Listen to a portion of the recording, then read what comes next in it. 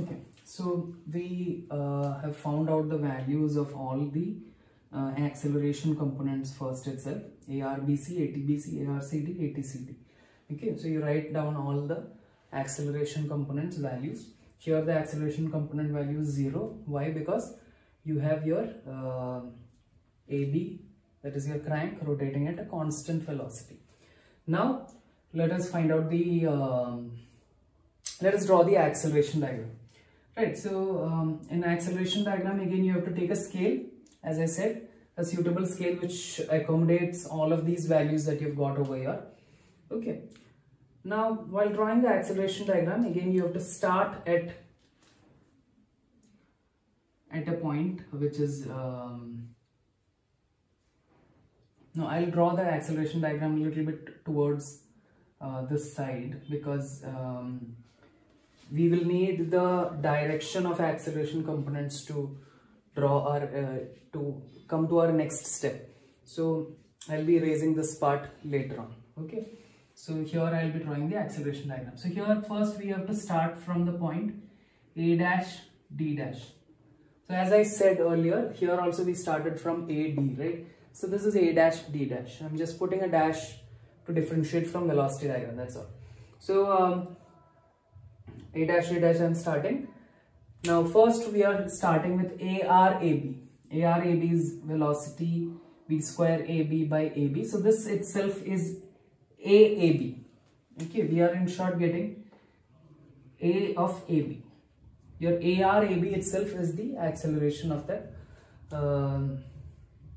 component, and it is going to act parallel to the link or along the link itself. Okay, so here this ARAB is going to act along the link AB itself. So whenever we are drawing, we will draw it towards the hinge, that is towards A. Okay, this is acceleration of AB. So I'll be drawing it towards the hinge, towards the fixed point. Okay, so this is your parallel to this. I'm going to draw.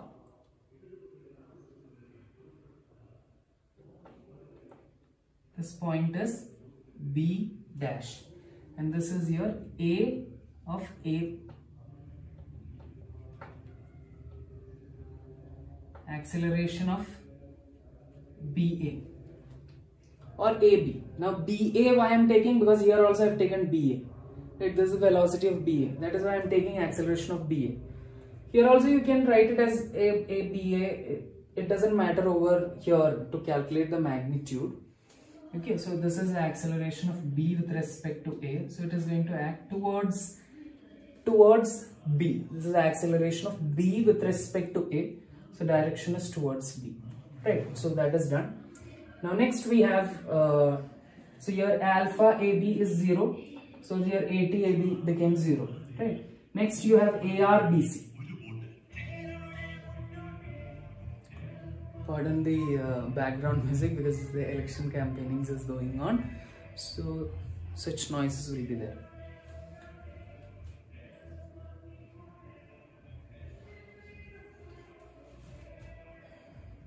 Yeah, so let's draw this ARBC. Right, now ARBC is going to be parallel to the link BC, and ATBC is going to be perpendicular to the link. Okay, now so I'll be drawing ARBC. From here you will get the magnitude, convert it into a scale, and then you have to draw from B. This is AR of B with respect to C, right? So I have to draw from B. Okay, so from B I am drawing parallel to this BC.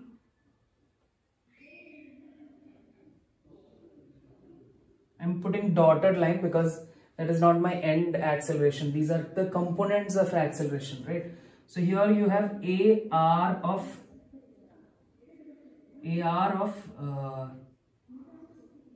BC. So AR of B with respect to C.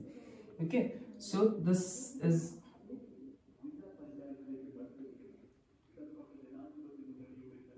towards B. The direction will be towards B, but I am drawing it towards B in the configuration diagram. Here B is there over here, right? So I am drawing it towards B, that is towards this side. I could have also drawn it towards that side. That is what I am trying to explain to you. Why I put the line towards this side is because I am drawing it towards B over here. Okay, that is wherever the second value of acceleration, that is, this is AR of BC, right? So towards C, that is, draw it away from the first one. So you apply that logic, because some students always get this logic, what will happen if I draw it towards this side? Okay, so why you are drawing it towards away from B, that is towards C, is because always try to draw it towards the hinge point, wherever the hinge point is there in the configuration diagram. Towards that side you try to draw it. Now this is ARBC, I put it over here like this, and then ATBC is, I don't know the ATBC's value. You may be knowing, maybe alpha is not given in the question. So even if alpha is not given, you can find out. Okay, we can find out alpha. So ATBC, I'm going to draw perpendicular to this one. Is perpendicular, right? So this is your ATBC. Now this is also, direction is towards B. So I'll name this as X dash, no random point, and naming it as X dash. So all I know is ATBC's line of action, it is perpendicular. So I've drawn that one now. Now let us go to our last component, which is ARCD and ATCD. Now ARCD's value I'll get from here. ATCD's I may or may not know. It's okay, we will get it. So ARCD is V square CD. So here, do I know C? I don't know, so I cannot start from C. I have to find out C. I only know D, so I can start from D over here. So here ARCD, so I'll start from D. It is going to be parallel to this one, right? ARCD is parallel to this, so parallel to that I'm taking over here. So this is your AR of CD. So this is C with respect to D's, and then you have your ATCD, right? ATCD is going to be perpendicular to that. So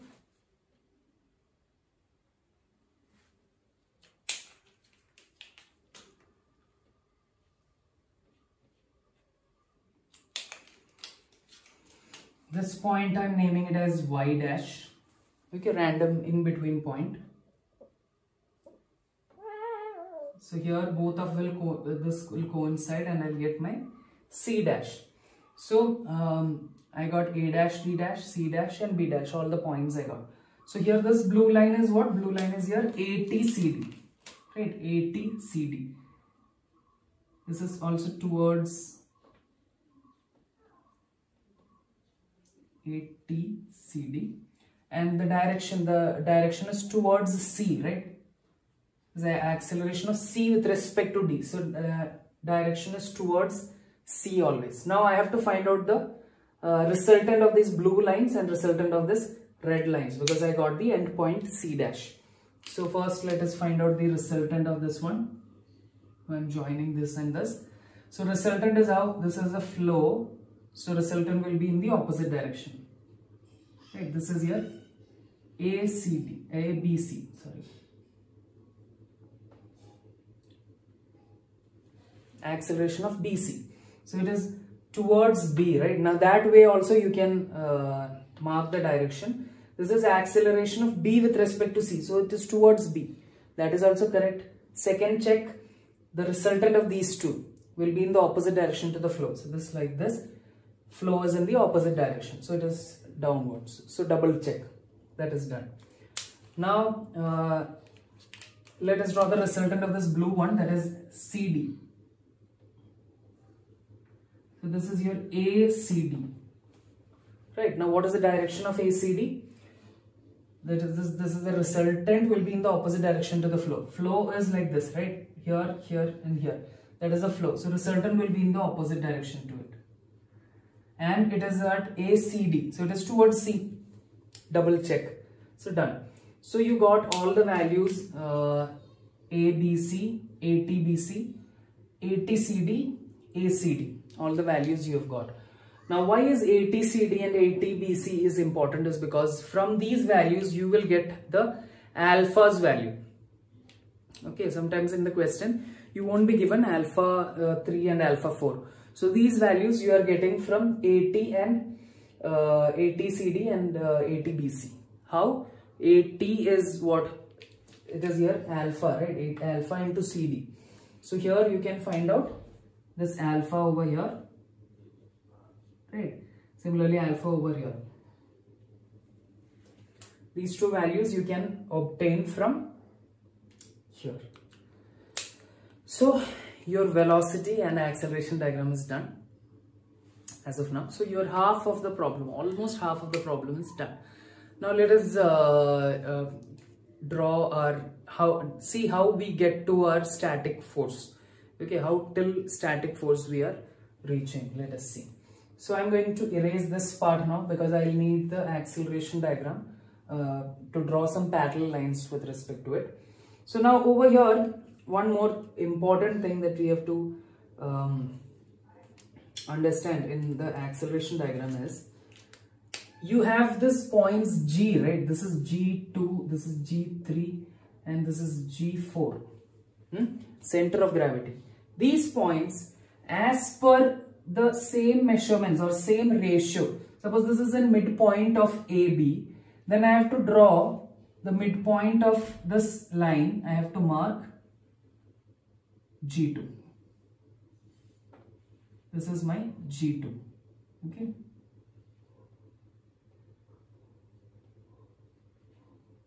This is G2. Similarly, whatever ratio, suppose this is 1, this is 3.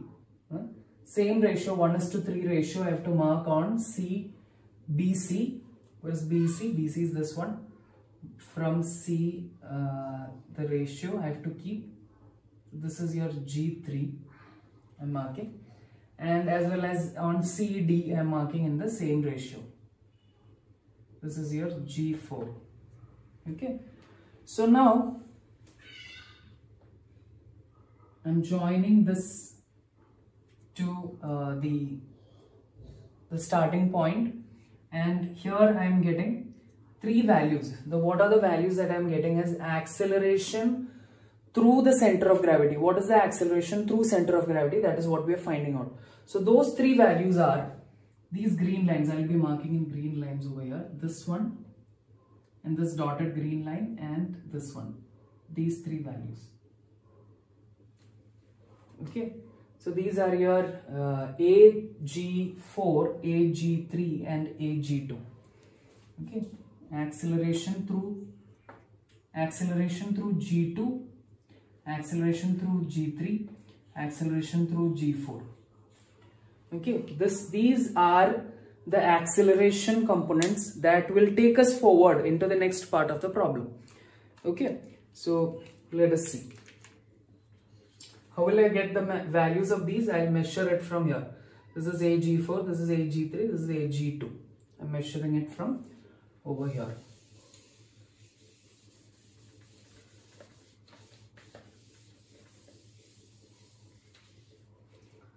Now let us see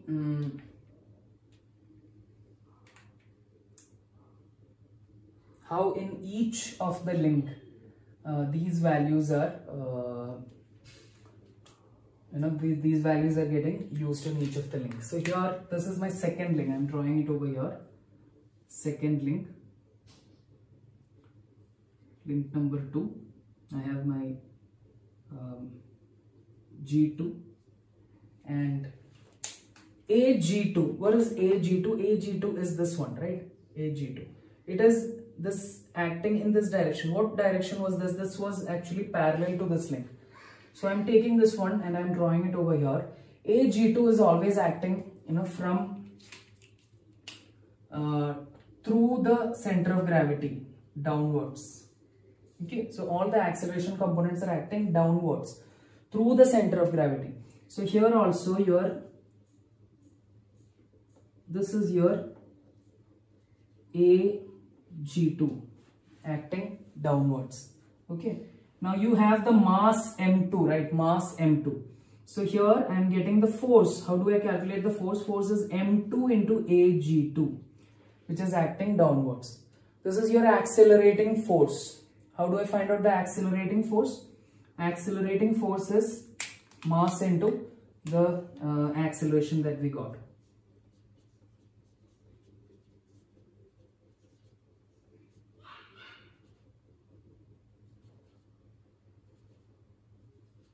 Okay, m2 into ag2. Similarly, m3 into ag3, m4 into ag4.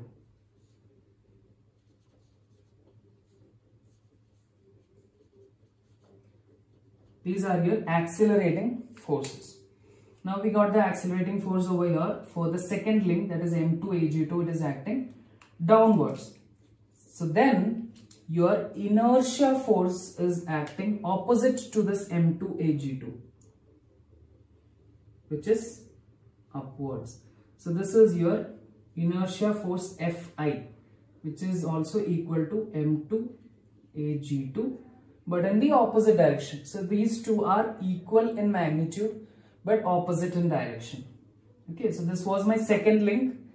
In the second link I am marking G2. I am taking ag2 from here, and that ag2 through ag2, that same line, right? Same through the link I am having ag2 acting downward. So that is your accelerating force. I am calculating accelerating force over here, which is m2 into ag2. Right. Now second one, now let us take the link BC. Let us take the link BC.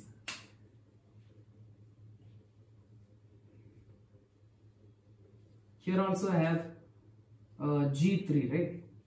G3 over here. Now I am again measuring AG3. AG3 is this one, right? So parallel to this link I'm drawing.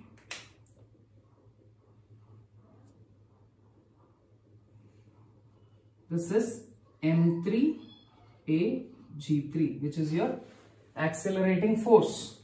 Accelerating force, right? So this is your M3 into AG3 acting through the center of gravity G3. So your inertia force Fi will be opposite to M3 AG3 but equal in magnitude. So this is also M3 AG3 but in opposite direction to it. Okay. Now let us see the last one, which is a fourth link.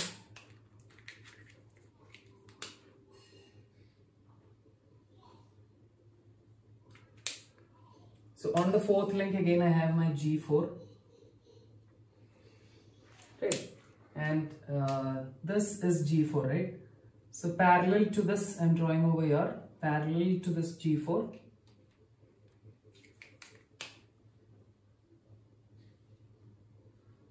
This is M4 AG4. M4 AG4 acting in this direction. So your inertia force is going to be in the opposite direction, Fi. Okay. Now, since it is the dynamic force analysis, we will be considering only the inertia forces over here. Inertia forces and inertia couple. Inertia couple is coming next. Okay. So now we have marked all the inertia forces. Now we are concerned only with the inertia forces. Okay. Now let us see. You will have your inertia couple also. Right. So in the question, in the earlier question, when the question is given to you, you will be given your omegas. Right. Now this is your omega, omega 2. And here you will have your omega 3 given. And here you will have your omega 4 given. Okay. So these sense of rotation will be given in the question. Sense of rotation. Sense means whether it is anti-clockwise or clockwise with respect to G3 and G4 and G2. That is what you have to take care. Okay. So here, or if it is not given also, even if it is not given in the question, you can see your ATBC. ATBC is acting like this, right? ATBC is acting downwards. Suppose if I take this link, ATBC is acting downwards. So this is BC. This is acceleration of B with respect to C. B with respect to C, right? And it is acting downwards. So here your sense is going to be sense of rotation for your torque is going to be like this. That is in anti-clockwise direction. Okay, that is what I have over here, right? This is also anti-clockwise direction. So you see ATBC, how did I determine if it is not given in the question? This is ATBC, right? ATBC is acting downwards, and this is what? Acceleration of B with respect to C. So this is B with respect to C. It is acting in this sense. So this is ATBC. Why am I considering AT? Because it is alpha, right? Alpha, ATBC is equal to alpha into BC. So your angular acceleration is prevalent in your AT, tangential component. So you got your torque T3 to be in this direction. Torque T3 is in this direction, right? Similarly, I can find out your torque over here in this link and torque in this link. Now, let us see. How was it about in this link? That is fourth link.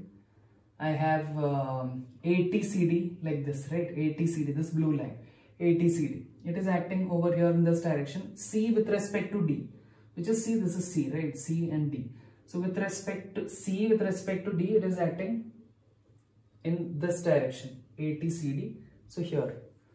So this is your torque, T4. Now I got T3 and T4. Now I don't have AT for my BA. BA is AT was 0, right? So you don't have a torque for this one. So this is 0. Now let us see.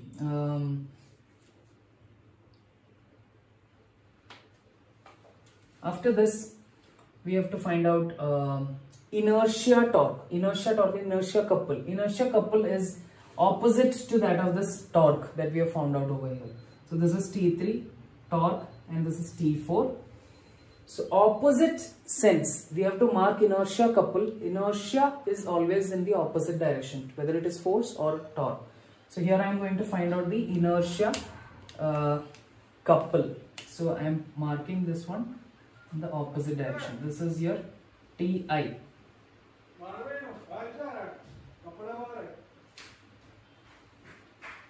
Ti over here, Ti4, which is the inertia couple. Okay. Similarly over here, I will get Ti3, which is the inertia couple for my third link. It is in the opposite sense to that of my torque. Okay. Now, so we have obtained almost everything to take us forward. So I am going to erase this part, that is velocity and acceleration diagram.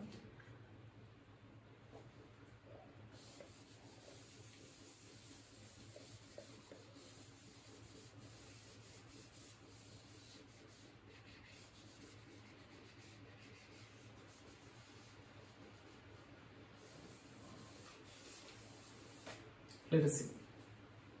Now, what all things we found out? We found out Ti3, Ti4 and Fi's, these blue lines. So the blue ones are all the ones that we need now.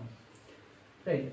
So here there is no inertia couple because it is rotating in a constant velocity. Okay.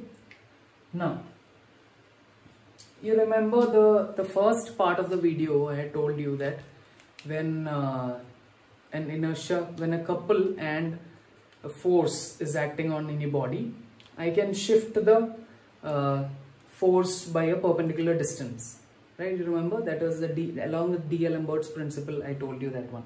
So the same concept I am going to apply over here. I am going to find out what is my torque T3. T3 is equal to your alpha into I, right? I alpha. I will be given in the question. Okay, I will always be given in the question for you. So this is I3 into alpha 3, right? For the T3 is I3 into alpha 3. Similarly, T4 is equal to I4 into alpha 4. T4 is equal to I4 into alpha 4. Now let us see what is couple. Now this is Ti3, right? Inertia couple. So inertia couple is what? Couple is what? Force into perpendicular distance, right? Force into perpendicular distance. So your inertia couple, this is equal to what? This is equal to your inertia couple, which is Ti3, which is equal to force. Force is what? Fi. Fi into perpendicular distance H3. Okay. Similarly, here this is Ti4. This is equal to Fi4 into perpendicular distance H4. Okay. Now why am I writing all this down? Because I have to find out this H3 and H4. All the other values are there along with me. I have all the other values with me. I just have to find out H3 and H4. So how will I find out H3 and H4?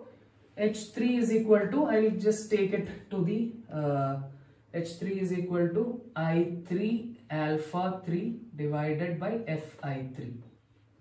Similarly, H4 is equal to I4 alpha 4 divided by Fi4. So I get the values of H3 and H4 from here. Once I get the values of H3 and H4,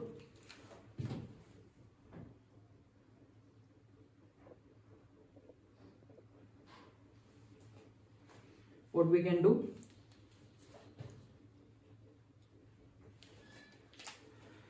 I'm checking in between because once when I was recording the whole video, whole lecture I took for 1 hour, the video was not getting recorded. So I'll be checking in between to make sure that whether the video is getting uploaded or not.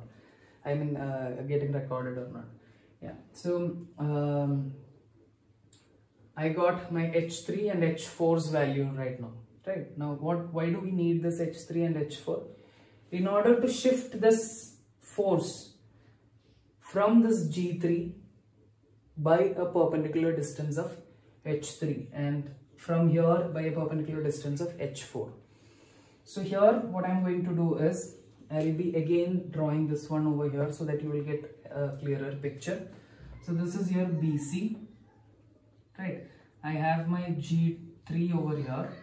And right now your Fi is acting over here, right? Now what I'm going to do is I have an inertia couple as well as a force, right? So I'm going to move this force from here at a perpendicular distance to it, perpendicular distance to G3. So how is it possible? I got this value H3, right? So with H3, I'm drawing a circle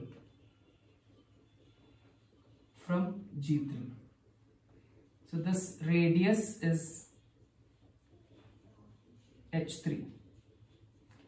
Okay, radius is H3. I'm drawing a circle and then I'm going to put this Fi at that perpendicular distance parallel to it. Same parallel to this one, I'm going to draw my Fi.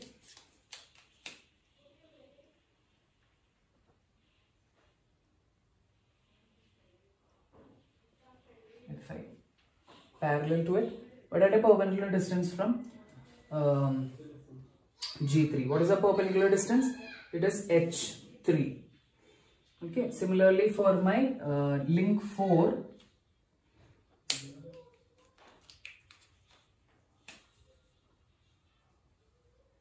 is my link 4. You have your G4 over here.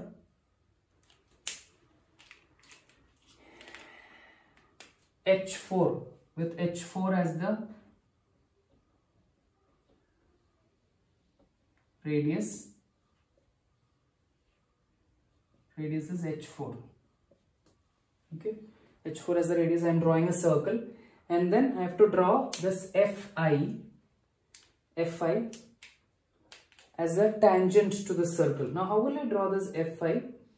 Fi is what this Ti4 is clockwise with respect to G4, right? So similarly over here also this should be clockwise. This is Fi. So this Fi should be clockwise with respect to G4 because my TI4 was clockwise with respect to G4. Similarly, over here also TI3 is clockwise with respect to G3, right? That is why I drew it towards the side, towards the left side. I could have drawn it towards the side also, right? So what? But why I didn't draw it over here? Because it would have become anti-clockwise. So the sense of torque would have changed. Or sense of your couple would have changed over there. So that I can't do. Okay, that is why I have drawn it towards the left side and towards the right side. So here I got Fi, Fi3 here, and this is Fi4 at a perpendicular distance from G3 and G4. Yes, so that is done. Now we can draw these forces in the link and convert this into a static force problem. Let us see how we convert it into a static force problem. So in my second link, there is no couple acting over there because the angular acceleration was 0. So here I already have my Fi2, and Fi2 is m2 into ag2 that I had already marked over here at first itself, right? So that is what I have over there. So let us see.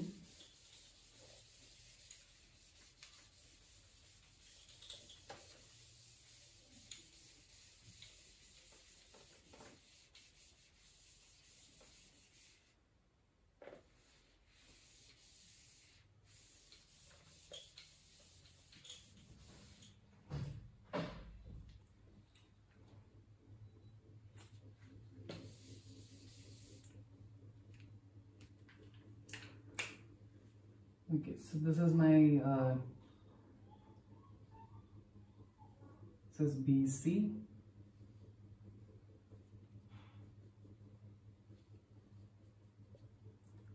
A, B, C, D, and I have my Fi2 acting over here, Fi2.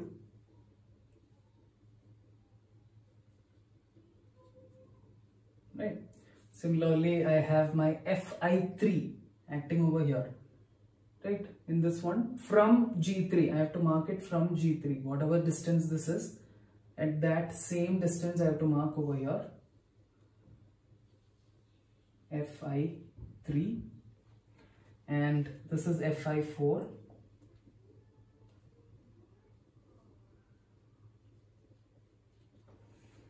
The same distance, okay, this distance has to be perfect from here. Whatever distance that was marked, the same distance I have to draw it over here. Now I don't need any of these. I get into my static force analysis.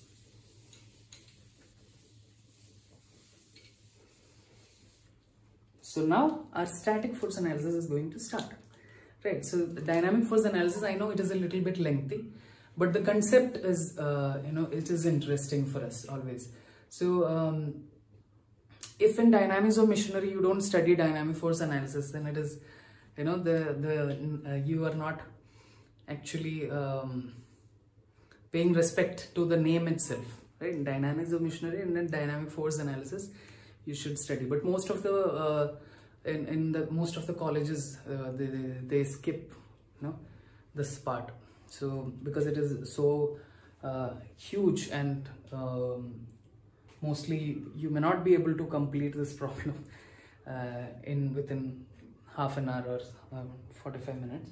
So let us see. Now we have to do the static force analysis on this problem. So how to do the static force analysis? We already have for 4-bar chain. I have already put up a video in detail on how to do it step by step, drawing the free body diagram and everything. Here I'll be trying it to make it concise. Okay, so now here I have to find out, draw the force polygon on this one and this one, and then eventually I have to find out the torque, the input torque that I have to apply to keep this system in equilibrium. That is what we are going to do. So here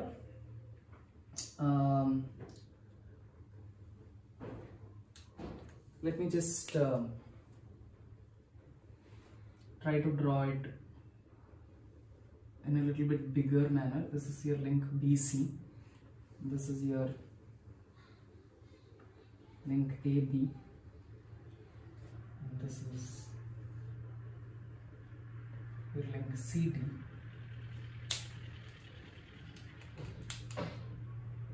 Right, so this BC, I'm taking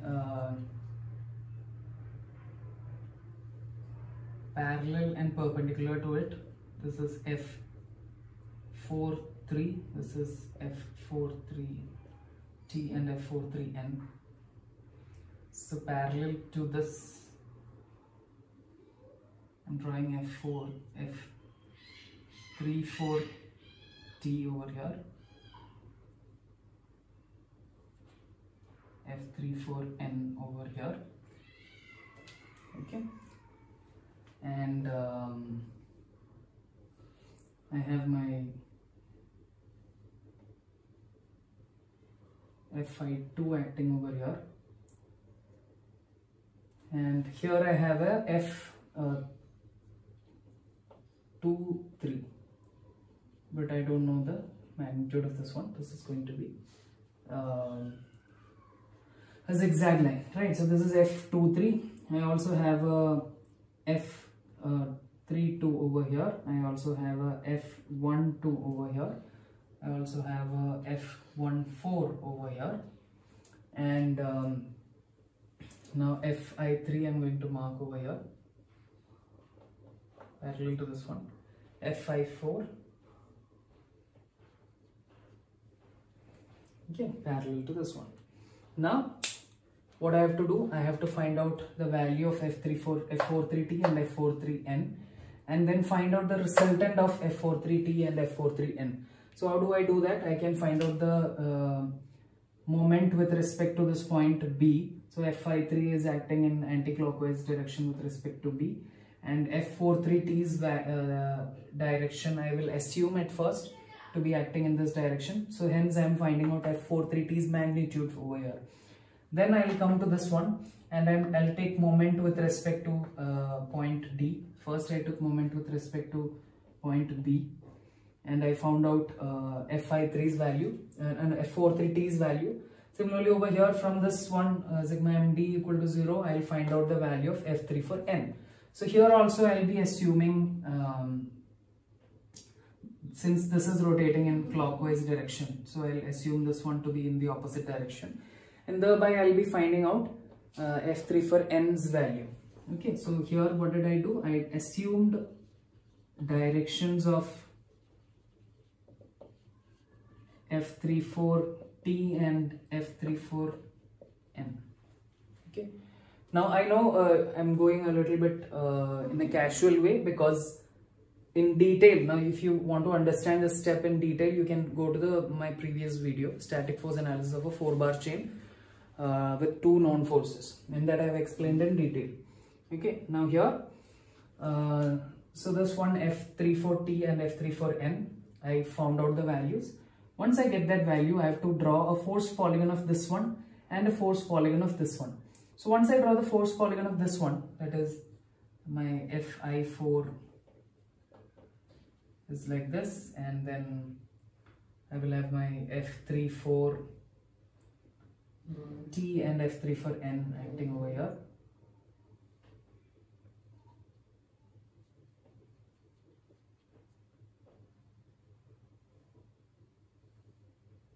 And this is perpendicular, F34N. So the closing side is going to give me my F14, okay, and it is going to be in the same flow. In the same flow I will get. Okay, so I found out F54 by drawing the force polygon for this one. Now here I will get the resultant of this F34T and F34N from here. Resultant, so this is the flow, so resultant is going to be opposite, F34. It's going to be in the opposite direction. Now once I get that one, I'll put it over here. This is F43. So once I get that one, I don't need F43N and F43T. So once I get the value of F43 over here, that is from here. This is as per scale, okay, I've drawn it as per scale. I have to measure the magnitudes first, convert it into a scale, and then I'm drawing this force polygon for link 4, fourth link. Okay, then I have to draw the force polygon for link 3. So will I draw the force polygon for link 3?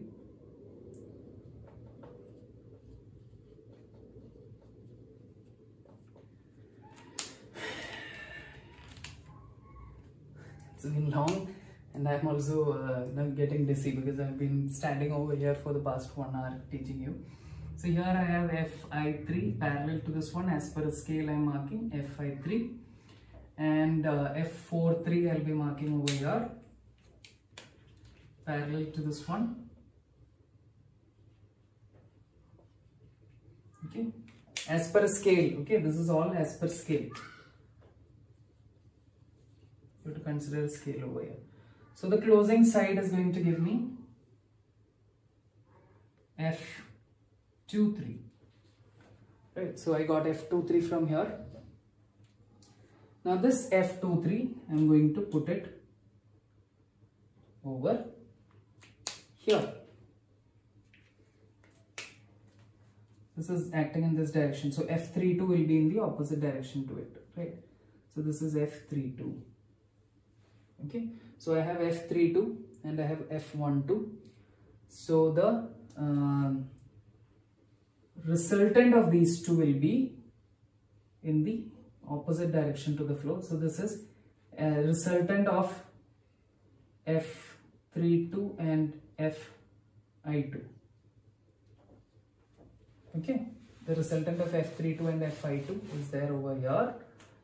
I get it, and then I draw the parallel to this one. I'm drawing F12, which is equal and opposite. Find out the perpendicular distance between these two. Okay, find out the perpendicular distance between these two, and then it can be H. Then torque T2, which is your input the couple is equal to T2 is equal to F of this 32 plus Fi2 that we are getting, the resultant, into H, whatever is the perpendicular distance, and then capital T is equal to minus of T2. So you will be getting the input torque over here. So hence our problem concludes. So that is the end of the dynamic force analysis problem when we are finding out the torque, input torque to keep the system in equilibrium at last. So to conclude, let me just rewind what all things we did. We will be given a problem in which mass and inertia and omegas will be given to you, and also the center of gravities will be given to you. With that, we have to draw the velocity diagram first, then we have to draw the acceleration diagram. From the acceleration diagram, we have to find out the MAG2, AG2, AG3 and AG4, which are the accelerating forces, acceleration components through the center of gravity. Once we get that, we have to put it and find out the accelerating forces. Once we get accelerating forces, we have to find out the inertia forces, which is opposite to the acceleration forces. Once that is done, we have to find out the inertia couples which are acting opposite to inertia, which is acting opposite to torque. Torque, where will we get from? I alpha. Okay, I3 alpha 3, I4 alpha 4. Alpha, where will we get from acceleration diagram? AT values is equal to alpha into the distance of the link. So from there you will get the alpha. So once that is done, you mark all the forces on the links, and then the couple and the force together when it comes on a link, I can cancel out one force and one force from the couple. So thereby I can shift the couple, shift the force by a perpendicular distance. Okay, so that I am doing, and then I'll mark all the forces on all the links. So Fi2, Fi3 and Fi4. Then I come to the static force analysis problem, whereby resolving the forces, drawing the force polygon for fourth link and third link, and finding out the values of forces. and finally ending up with hitting the talk. So please let me know how you felt about the class and whether you are able to understand. You can try doing some 1 or 2 problems, the textbooks to refer for you will be Ratan, S.S. Ratan, and Sadhu Singh, as well as Theory of Machines by Sadhu Singh and S.S. Ratan. And also, if you want to keep it very, very simple, then you can go to J.B.K. Das textbook, for the VTU prescribed textbook it is. And yeah, I have not written any textbooks till now, so you can wait for my textbook also. So if at all that happens. Okay, so then thank you. Please like, share and subscribe to the channel. It's okay, this is for educational purposes. I am uploading these videos. So thank you for the support. Happy learning.